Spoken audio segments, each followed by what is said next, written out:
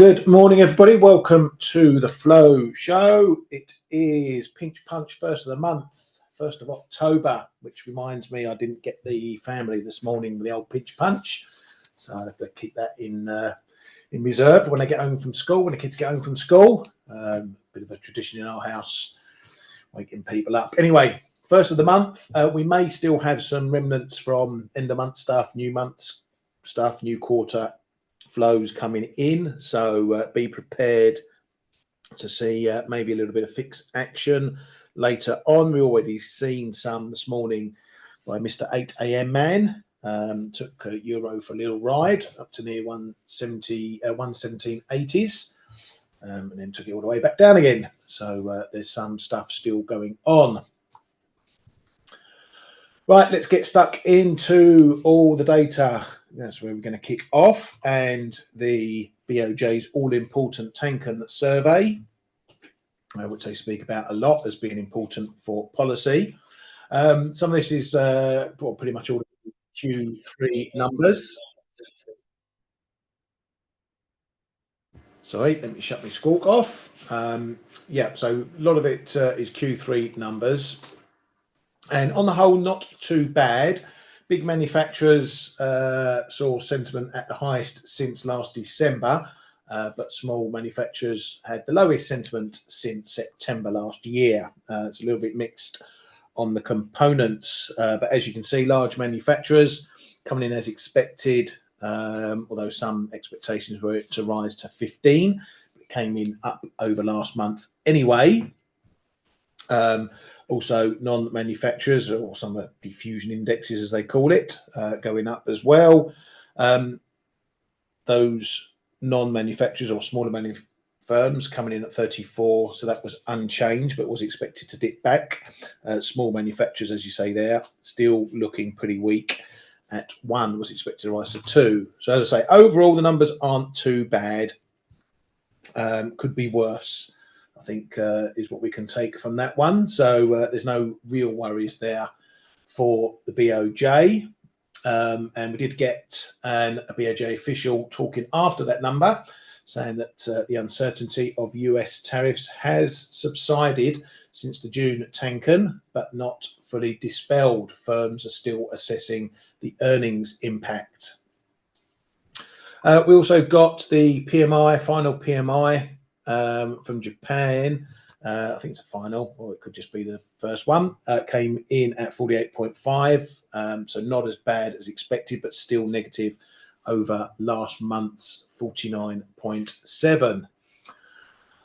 We've had a little bit of, potential fun and games in the Japanese leadership thing. My good pal Michael Brown popped a tweet up from an unverified source saying that Koizumi could potentially pull out because of some election campaigning shenanigans. But I looked at the details and it relates to some messing around on social media where apparently he's asked people to put up comments and whatnot, which has forced one of his campaign team to resign. Anyway, it's all looks like it's water under the bridge because he was in a TV debate with some of the other contenders, and that all pretty much got brushed under the rug. So no one seems to be fussed about it. But that's the sort of thing that was going around last night. But there's been no further news. So as I say, it doesn't look likely it's anything we need to worry about. He is still leading the race among LDP lawmakers, according to the latest Asahi poll.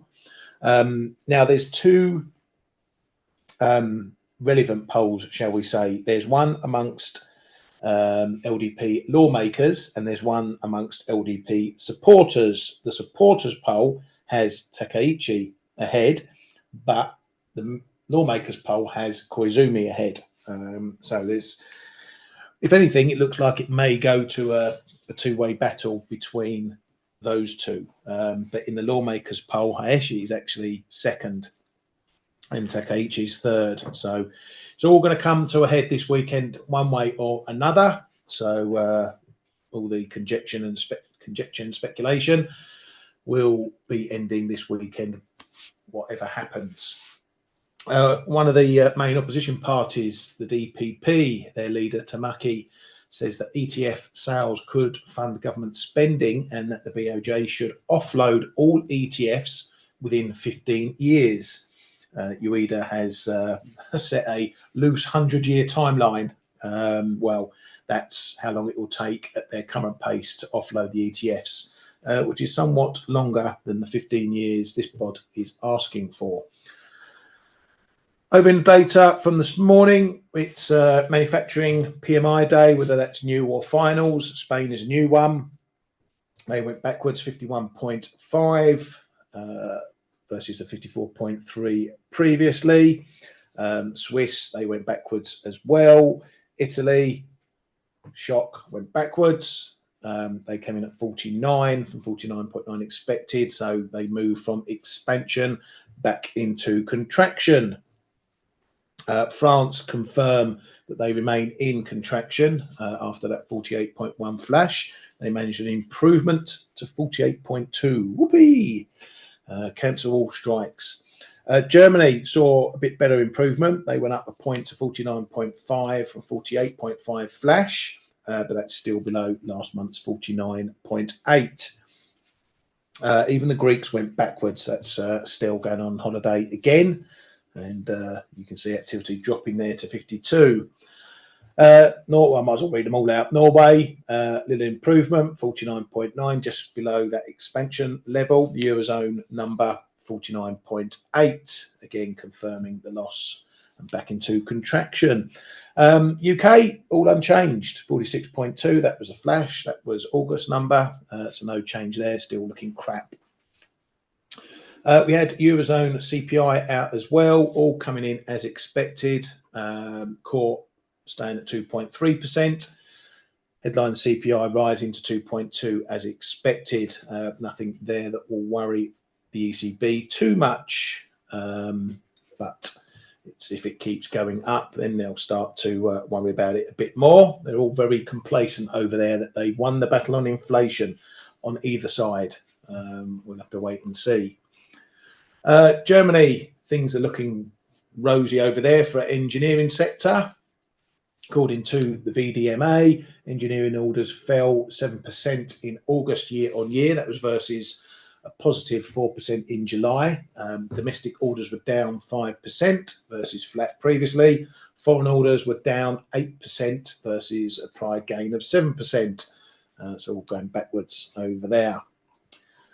SMB, SMB head Schlegel says US pharma tariffs have raised downside risks a bit. So inflation is expected to rise slightly in the coming quarters. That'll be a bit of relief. Uncertainty remains high, and the SMB is monitoring the situation. So Mr. Trump and his pharma tariffs have given the SMB something else to think about regarding policy. Bank of England's Lombardelli says we may want to respond to temporary rises in inflation if you think they may have a more persistent effects. Bank of England's Mann says a lot more work to do when inflation expectations drift away from the 2% target. Inflation persistence scenario is playing out, but that does not mean I have no cuts on my horizon. She's putting more weight on the inflation persisting, and so keeping rates on hold is the appropriate stance for now. She may have cuts on her horizon, but that might be a pretty long horizon at the moment.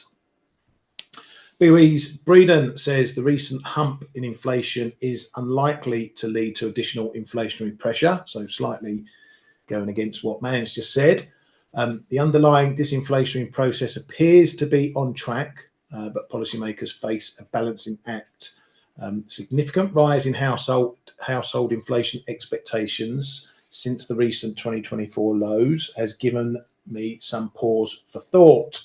And a continued rise in those expectations with further increases in food prices would be a cause for concern. And also, holding policy too tight hurts output and employment. ECB's Lagarde says risks to inflation appear quite contained in both directions. There's that complacency I mentioned. We are well placed to respond if the risk to inflation shift or if new shocks emerge that threaten our target. Rolling back to the data from yesterday, warned that German CPI might, those expectations might be a little low after those regionals. That proved to be the case because headline CPI came in at 2.4%, a pip above expectations. The Eurozone measure HICP came in too above expectations. And the reason why it's important to look at that, particularly if you're a US trader, you might just be waking up, walking into that data, and you think, oh, that's a beat of expectations. I better lump on the euro without knowing that it's already been traded out with the regional numbers. So that's why it's important to make the distinction in what happens in those numbers versus those main numbers. After that, we got some house price data. And things are looking again a touch on the softish side. We're still getting some negative monthly readings there. The FHFA on the month down 0.1%, the 20 city K Schiller down 0.1% as well, and the other metrics as well down 0.3%. The year-on-year numbers are still positive, but they are coming down and have been for quite some time. This is the 20 city number from K Schiller, but the national number came in at 1.68% versus 1.89% year on year. So as I mentioned, these price gains are trending down, even though there's still gains. Jolt came out and wasn't much about anything, give or take around expectations, depending on what calendar you might be looking at. No big changes there, nothing for the market to get its teeth into. In the details, quits were a little bit lower, 3.01 million versus 3.21 million previously. Quits is the number I look at. It can be an indication of people changing up jobs. So if they feel confident about going for a better job, higher paid job, you tend to see that in the quits number. Layoffs were lower though, coming in at 1.725 versus a 1.81 prior number, so a touch lower there. So nothing too bad in that set of numbers. Consumer confidence, that came in softer than expected, was expected to fall to 96 from 97.4. Where's those numbers? They're in there somewhere. There we go. So it came in at 94.2, so that was lower. Again, in the components, current conditions, that dropped to 125.4 from a prior revised 132.4. Expectations, 73.4 from a prior revised 74.7. 1 year inflation expectations dropped to 5.8 from 6.1. So a little bit of relief there for the Fed, although that's still quite a high number we're running at. Fed heads. Fed Jefferson says the labour market is softening, could face stress if not supported. If labour force growth continues to slow, it will impact potential GDP and influence the output gap. Fed Collins says it may be appropriate to cut rates again if the data supports easing. Not that they're getting any data for the foreseeable. Supported the recent Fed rate cut, given the risk to the Fed's mandate. And now policy is modestly or mildly restrictive at the moment. It says Fed's operations would continue in the event of a government shutdown, but not having BLS data over that time would be problematic. Fed's Goolsbeest says the BLS is the best data provider in the world. And then says the jobs report, CPI are vital information for the Fed, which potentially they're not going to get.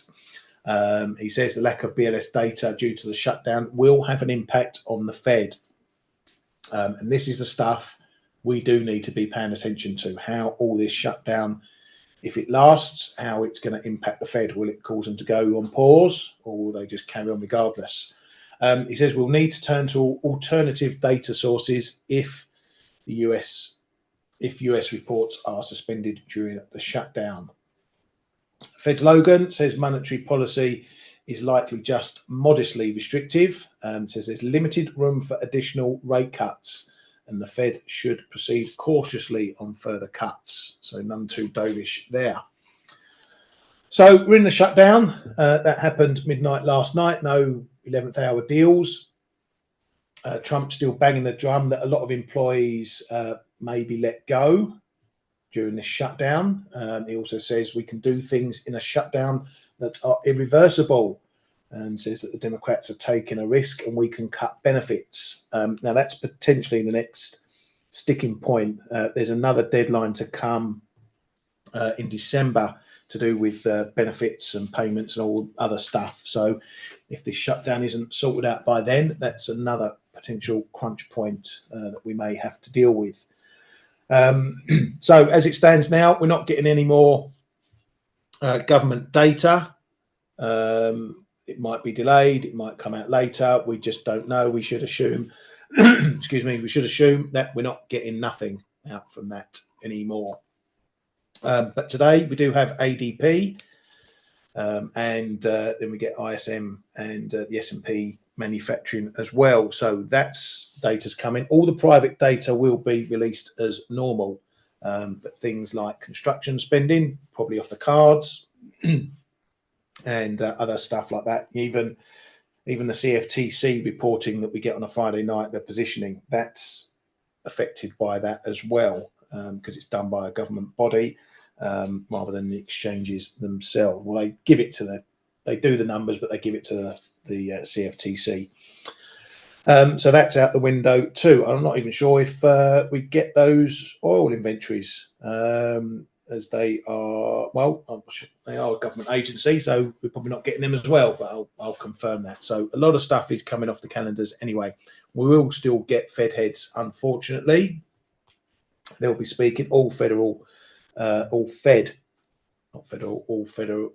offices, regions and such will be still ticking over. So all the governors will still be coming out and waffling. So we're going to have to be sticking to the private data, and that's going to be important for however long this shutdown lasts. OPEC Plus, we've had some fun and games going on there with what they might get up to at their meeting on Sunday. There were stories that they might increase production by between 400 and 500,000 barrels per day. That got knocked back, denied by OPEC Plus, someone in OPEC Plus, can't remember who, not that back, so it's all speculation. But then we've had more stuff coming out today. Apparently Iraq plans to increase its daily oil production from 4.4 million barrels to 5.5 million barrels by the end of this year. So that's given oil another knock, though again, we've had some market experts saying that that's a bit of an optimistic target, to raise that much. Either way, oil's taken a little bit of a beating this morning. Took a beating yesterday, had a little rally, and then it's taken another beating today. Mr. Trump says that recently they were threatened by Russia, so he sent a couple of nuclear subs, well, 1 or 2 nuclear subs, he doesn't know how many, to the Russian coast. Russia's Medvedev said Trump did not send submarines to Russian shores, so who knows what's going on under the sea. You'll go and ask SpongeBob if he's seen anything going on. Right, that's it for all the data. That's all you're getting because Mr. K is off. So what we're going to have to deal with later, ISM. We're going to have particular interest in the employment numbers, I think. So this data could move markets a bit more than it usually will sometimes because we haven't got any other data coming. So look at the components, employment and prices, amongst other things, because they are the 2 things that are part of the Fed mandate, inflation and the labour market. So that's what markets are going to look at. So even if you get a big variation, good or bad, in the headline number, this one here, what happens in employment and prices is probably going to be what moves the market more. So even if you get this moving into contraction, even if it goes up to 55, but prices drop to 50 and employment drops to 35, that is going to swing the market, okay, not the jump in the headline number. So we're going to we're going to be changing into a bit of a different scenario now in what data is important, what data we have to look at. But we'll keep you up to speed with all that as we move forward. No, Brand, the Fed isn't shut down.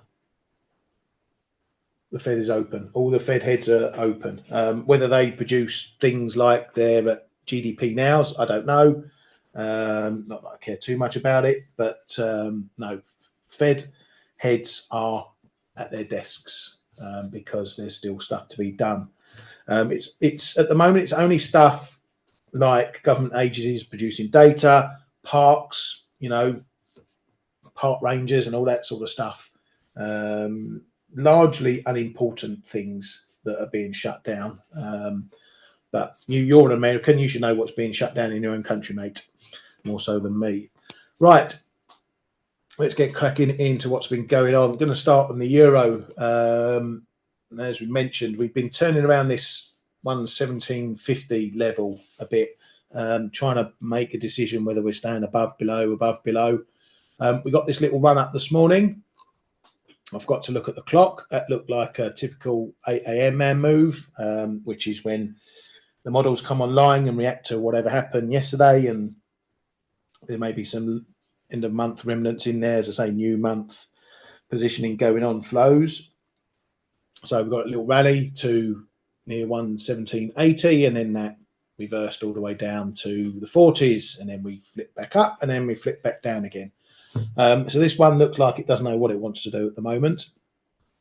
I think there is possibly some uncertainty in the market over what impact this shutdown will actually have. Yes, we can draw comparisons to what happened last time, but that was 7-8 years ago, or 6-7 years ago. We're in a different world now, so there's going to be people in the market who are going to think differently. So I think we're going to see a little bit of uncertainty over the few days ahead, at least until the Yanks come in and we'll see what the Yanks want to do with it. So much like investing, past performance isn't an indicator for future returns. Well, the same applies here. What happened in the past with shutdowns doesn't necessarily mean we're going to get the same thing today or going forward.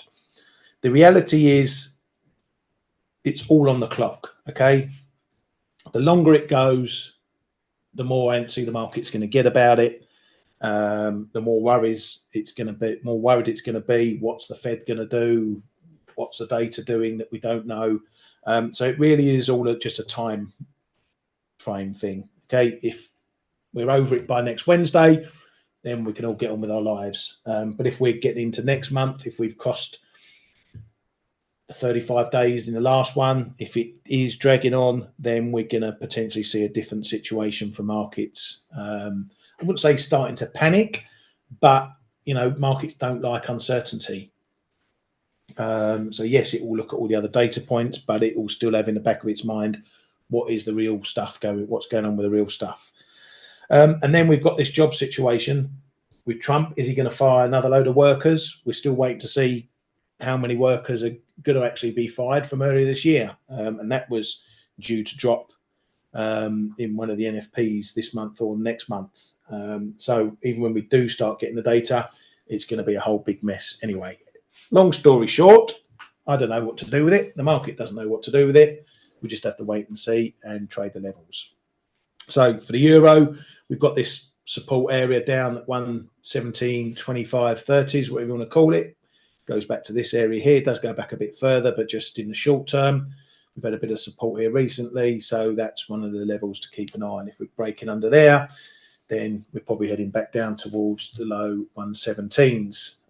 But overall direction, we're still maintaining the rally that we've seen all year.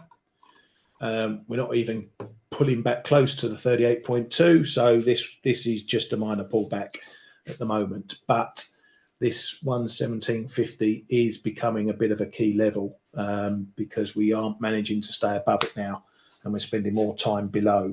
So that could be spelling trouble that we might see at least some short-term downside if we're staying below that level.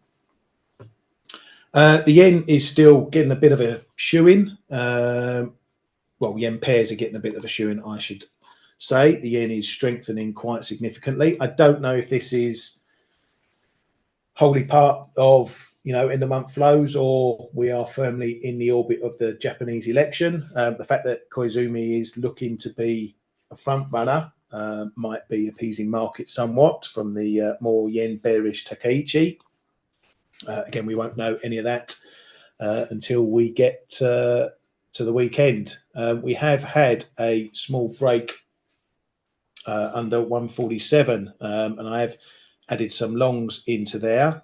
Did I get my last ones in? Nope, my last one bid was at 146.85, so of course that came 4 pips short. Typical, but I'm not going to complain because I'm still long from down in the 145s, and I'm long a little bits from 147.10 down to the figure. So we've had a little test underneath it. This is my big line. I wanted to see what happens down here as to whether it holds. I would have preferred it to hold rather than break it, but it has half confirmed this old level down here, which has been a bit of a range low. It's one of those levels, it has broken, but we could never stay below there for long. In all these moves that we've seen here, we got below, couldn't hold it, got below, couldn't hold it. Yes, we've had some big extensions around big events, but it's a level that we need to pay attention to. So we've had one little test, maybe a bit of a stop run. Let's see if another one holds again at 147. If I see that happening, that's going to give me some conviction that we might have had a little bit of a bottom to this move here. But until then, it really is open whether this one is going to continue heading down. A lot of work to do on the upside. We've already just started to see some small resistance, 147.30s. Probably going to see a bit more resistance around this area, 50s, and then the main level, or the main old levels, we get up here, 147, 60, 65, and then 148, 148.30s.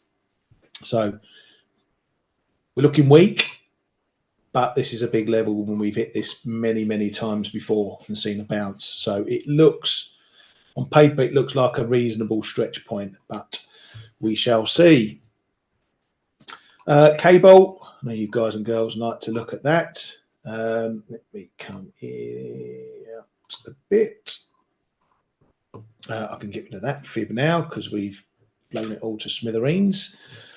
Again, looking a bit uncertain. We're just now waffling around in this range. Similar to the euro, we've had a strong uptrend all year. We had a decent pullback to the 38.2. Now we're just going a bit sideways. We couldn't get back up to those highs, but we are holding support into the sort of mid to low 133s. So that's looking pretty important. But where we go from here is really open. We're back above 134.5, which is a bit of intermediate point. We'll have the 135 figure to deal with. Pretty much the bigger level is going to be up here, 135.90s, just ahead of 136, because it was a decent stall point on the way up. We did have support in there, and then bang, bang, bang, bang, bang, we've had resistance against that. So if we do get another run up there, if you're going to pick somewhere you want to be looking at shorts, that's an area you might want to consider being previous price action history there. If we break that though, we're probably going to go for another wander up towards those levels there. Elsewhere, not a lot is moving. Dollar CAD, that's another one. It's keeping its gains. It's still looking bullish. I'm still long some of this, but we're just, again, a bit undecided. We're just going sideways between the levels.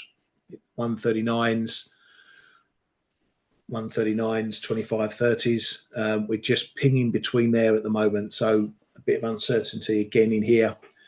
Maybe the foot's coming off the pedal because we don't know what's going to happen with this OPEC stuff. But this one hasn't really been swinging around too much with those oil headlines. So this one looks to be in a bit of wait and see mode. If we're moving back under 139, then we're probably going to get a bit of a shove down. 138, 60, 70 is my big level under there. Alternatively, if we do manage to creep back up, we've got to take on these prior highs in this zone up here. But again, we're just keeping the upward momentum going. but that is a fairly decent traffic area up there that we've tried and tested before. Do that, then we're on target for the 140s, and that's going to be a big test in itself, being the 38.2 of that move down. Aussie, that's looking pretty good again. We've had this move since the Fed, bit of dollar buying that we saw. This one's recovering fairly strongly. This level up here, 63, 30, 35, is an old level that goes back to some price action going back 2024 and beyond. And it wasn't a surprise that we hit that on the way up, held it as support, broke back under, and now we've had 2 attempts at trying to get back there, and it's holding again. So yeah, probably draw it down and say, look, there, 25s or something, 25s, 35s, that's the area you want to be careful in. If we can do that, then we should get another one on those highs in the 67. If we can't, though, if we stay below this for any length of time, there is a risk of a steeper pullback, at least, or maybe down to these prior lows in that zone again. But just look, we might be setting up a series of lower highs, lower lows, but we'll wait and see what happens when we get to this zone and that prior low. If we break that prior low, then I think we could have something that might put us back into this box here, or see us dipping a bit further. Right, let's look at some of your cues there. Yeah, we can talk about the economic impact. It's a known unknown, Stephen.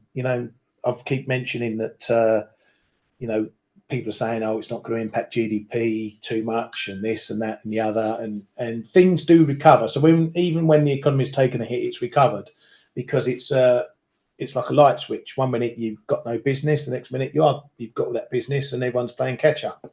So it's a bit swings and roundabouts over what happens. And I keep mentioning, firms that have government contracts are going to get potentially hit. But as I say, it's all on the clock. If it lasts 5 minutes, no one gives a monkeys. If it lasts 3 months, that's a bigger deal. And Galaxy, yeah, that may be the case. He can't fire employees during shutdown, but it didn't stop him from firing them back in the beginning of the year, did it? Even though it's going to court cases and whatever. So, yeah, that's even more mess. He could turn around today and say, I'm firing 200,000 people. Well, he's done it. Then we've got to wait for the courts to play out. And God knows how those have been affected by the shutdowns and whatnot. So who knows? Who knows? We can't say for sure what this is all going to be like. Yeah, we can use the blueprint of other shutdowns, but every time it's different. We're in a different world now to when we were 6, 7, 8 years ago. No, I'll get you, Stephen. I'm not pulling you up, mate. Just responding. I get exactly your meaning with that. Right, let's go and look at some of the metals, or go and look at gold at least, because that's staged a very good bounce off to new highs again. Didn't take much. That pullback in the end down there, pretty solid. Didn't look that way yesterday, but if you managed to grab that, well done. And we're back off to the races. So with China now on holiday, it doesn't look like the end of gold buying is over. They're on holiday for 8 days. We're still going. So if anything, that shows you what's going on in this market. Yes, we can speculate that it's this, it's that, and the other. What we do know is that it continues to get bought up pretty much at every turn. And that's not a market you want to particularly start fighting until you get some decent price action to tempt you. If we'd have got up to this high and held it and fallen, or maybe even fallen short, let's say we got, get my old pen out, we got something like this, got up to there or even there and failed, then you've got something to trade. But we haven't. We've just gone through that high and we've made a new high. So this is not yet ready to short, unless you want to try and be brave and just sort of scalp it. But this is not a market that I would look to short. until I get price action that confirms there's a reason why the market has stopped going up. You know, here would have been a potential area for a short. Might not have made too much money out of it, might have ended up getting stopped, but at least you know what you're leaning against. Here you don't know what you're leaning against. Is this going to be the high? Is this going to be the high? Is this going to be the high? Who the hell knows? And as traders, we have to learn those risks and say, do I fancy jumping in this water and trying to trade here, or do I let the seas calm down a bit? So where's this going? Who knows? 3,900. We've had a little half knock. What do we get to? 38.95. So we're seeing a bit of big figure resistance, but we're not pulling back too far. So 4K on the cards. Who knows? It looks more a case, more likely than not at this point. Silver, I know some of you are looking at that. Not one I'm looking at too much, but same story. You know, you had a reason to potentially try shorts up here at the 47, 15, 16 area because it was a higher high, although it was very short term. We're only talking a couple of days in doing that. More significantly, perhaps, is that we are, oh, there's a big fat one. I'll leave it for now. We are testing this break point. We've been above, below, above, below. If you start to see it hold, then short is not what you want to be here. Looking at longs is probably the better trade, because if you're holding here, it's going to give it the impetus to then carry on going up. But again, this one doesn't look like it's ready to stop just yet. Right. If you've got anything you want me to look at, make it quick. Otherwise, I'm just going to waffle around some of the other stuff. I mean, dollar MEX is looking a bit iffy again. I said this area, I pulled out my bottom line because we were breaking through that. I said this 30s would be potentially important. We had a little nibble under. You're not going to worry about two figures in this pair. But that bounce from there was weak, and then here we are breaking it. So every chance we can go and have a look down at these lows. Again, with this dollar weakness, this could be, as I say, some remnants from month end. This could be market worries about the shutdown, how it's going to play out. I would consider, even though I've still got my longer term short, I would consider having a little nibble down here, depending on how we're getting there, why we're getting there, just to test the bottom of that range, because it is a big old level. If we go, I think, to the weekly is probably the clearer one. So it is the 61.8 of this move, and it is a big old area down here as well. So that level comes in the top of that spike, and we've got prior price action around there too. So it is a big old level down here, and then we've got the 18 figure under that. So purely from a technical standpoint, I would maybe give this one a little go down here, like I did shorting into that 1850 the other day. I'm not going to put the house on it, but levels are levels until they're not, and it's a big enough one to give it a go. Dollar Swiss. Let me guess, that's not doing anything. Oh yeah, look at that, not doing anything. What do you want to do with that one, Ali? And I came and asked you the same question. Right, we have got this support area down here. I mentioned, because this happened over the Fed, we got a break of this low. Okay, now as I was talking about with gold, when you get a break of prior levels, they can be important. It signals a move's not going to stop. But that break happened over the FOMC, which was a bit of a shock event, a shock moment. Okay, so I'm sort of discounting that move, because right after we got a hold back against that level, but the bounces are looking weak. We are in a short-term downtrend since August, so it looks like we might get another test down here. Now, what happens on that test is going to be important. If we hold that quite strongly, then you're going to see a bit of a recovery. I'm not saying it's going all the way back up to 84, but it could just get back to 80 or 79.50, whatever it wants to do. But if we do see a weak bounce off of there and we can't take out this prior high, then another test after that would suggest that we're going to be seeing a break. So what we want to see, if you get something like that, then you're probably going to get something like that. Okay, that's the risk. But if it does break this high, then maybe something builds up. Maybe you start to see something that's a bit more like this.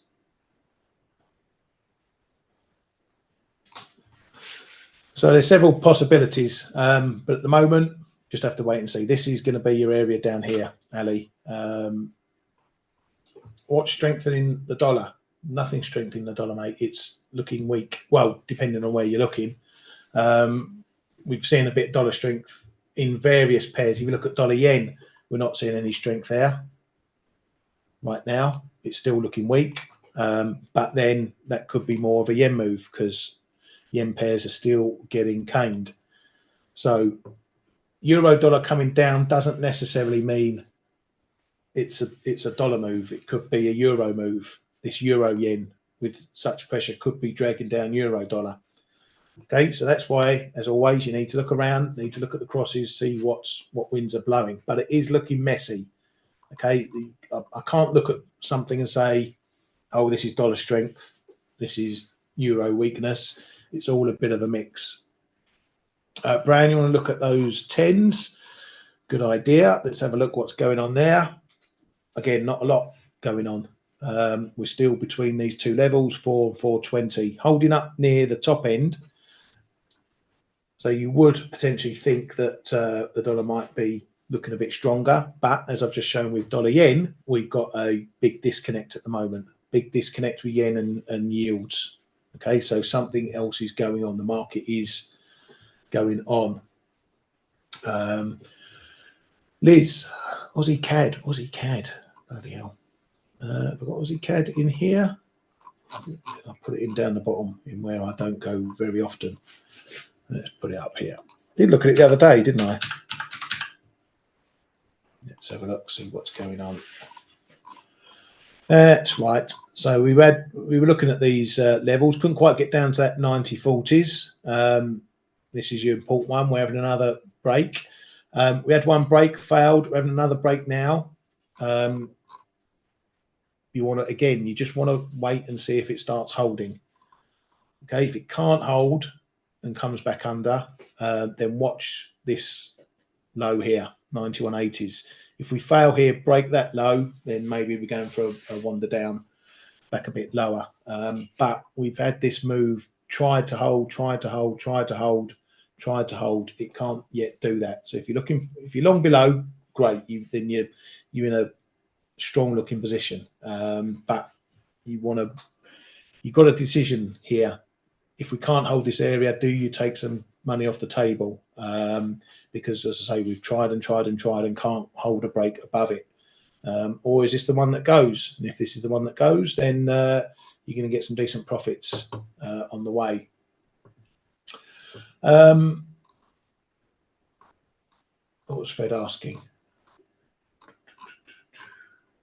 We want to learn. He's about trading gold. And talk about trading gold. Are you talking about trading spot? I'm talking about trading whatever contract my broker has. So if that's based on the spot price, based on the futures price. I think most of them are based CFDs based on the spot price. So yeah, I mean, margins are margins. You deal with it with whatever you trade. So you got to set yourself up how you want to trade it. It depends on your parameters. If you're like looking at long-term trading, then yeah, you want to look at things like ETFs and whatnot, perhaps. If you're futures trading, you got to worry about margins, rolls, and all the rest of it. But if you're trading a CFD that just follows a spot price, it doesn't really make any difference to that. But yeah, I don't think my platform isn't a futures price. It mirrors the spot price. Right, anything else for anything else? I was talking about oil. I'll have a quick look at that.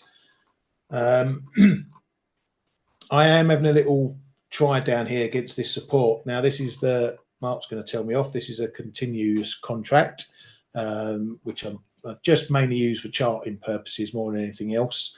because it is just a rolling number again, rather than having to deal with futures, different futures, different pictures. So we are nudging this support line, which is pretty important. It's not the first time we've done that. This is a bit of a historical area down here. It's well known. A lot of people have been trading this. We've got another bit of a support under there as well. But all this OPEC stuff, yeah, I'm having a nibble. I took a bit of profit yesterday, probably not as much as I should have done. I've added a bit more against this support this morning. Not a massive trade. If we trade 61.30s, I'll be out.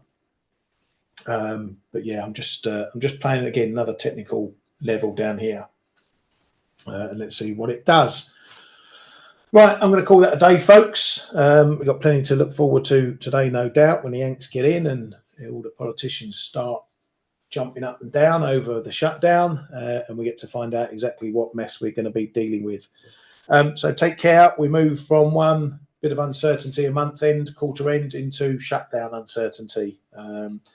So we'll all have to wait and see how that unfolds. Have a good day, everybody. We'll see you later.